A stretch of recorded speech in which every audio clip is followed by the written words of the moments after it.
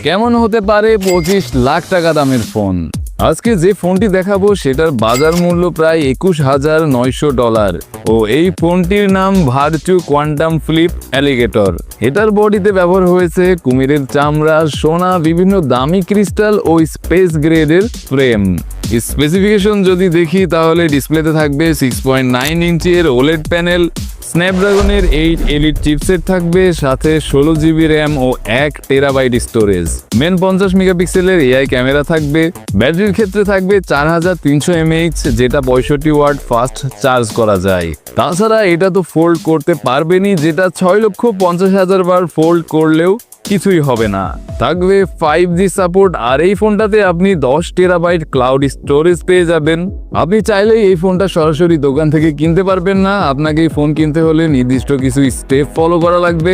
এত সব ফিচার, এর দাম কি 25 লাখ হওয়া উচিত কিনা কমেন্টে মতামত অবশ্যই জানাবেন। তাছাড়া নতুন নতুন ভিডিওর জন্য চ্যানেলের সাথেই থাকবেন।